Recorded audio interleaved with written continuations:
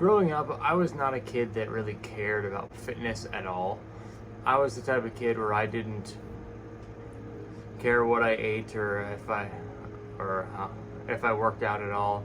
I didn't care to do any activities outside of school or at home. I was kind of a bit of a couch potato. Up until the age of 10, I was like a skinny pole, really.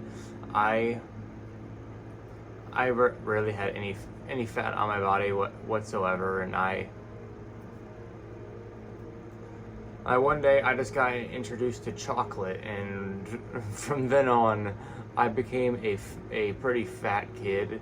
But I wouldn't necessarily say fat. I was kind of more of like a chubby, kind of around a 20 to 25% body fat range. So I wasn't obese, but I definitely wasn't skinny. I didn't look at it. Before that, I used to eat.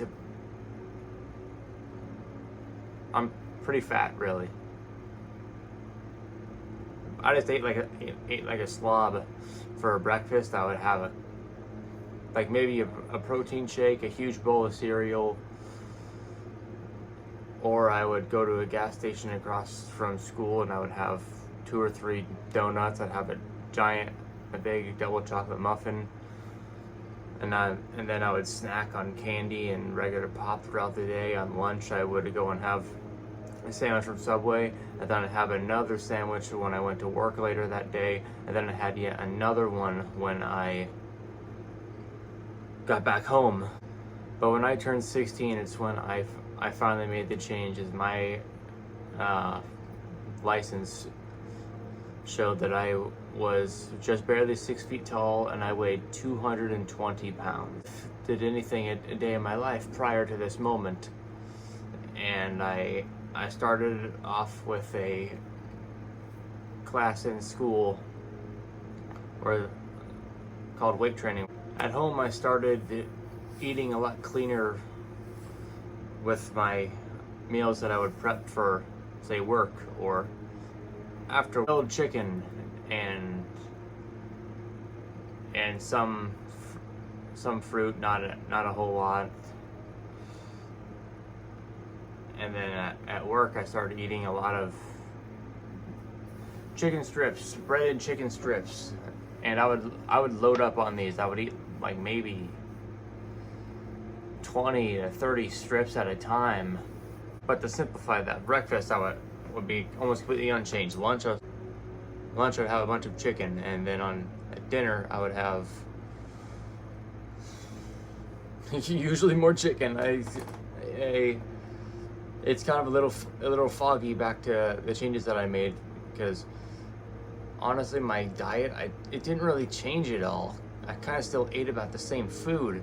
The only difference was that when I was working out for a while, for at least, this was from 2016 to about 2018, I didn't change what I ate all that much. I kind of swapped sandwiches for a bunch of chicken that had a lot of protein in it. That's all I cared about, was eating as much chicken as possible. And I started to lose the pounds, because I started to lose about 3 pounds of fat for every pound of muscle that I put on. And that's how it was for about 2 years, until I hit a stump in 2018 where I wasn't seeing any more gains in the gym, and my weight was kind of staying around the same. I finally reached that cutoff where I had to make a change if I wanted to keep going, and at the time I was unwilling to do that, and I became on and off. I kind of quit going to the gym all that much. I kept going back and forth, but I kept getting frustrated with how I was never putting on any more muscle, so I gave up for a while. Up until in late 2019, I discovered both Greg Doucette and Will Tennyson on YouTube.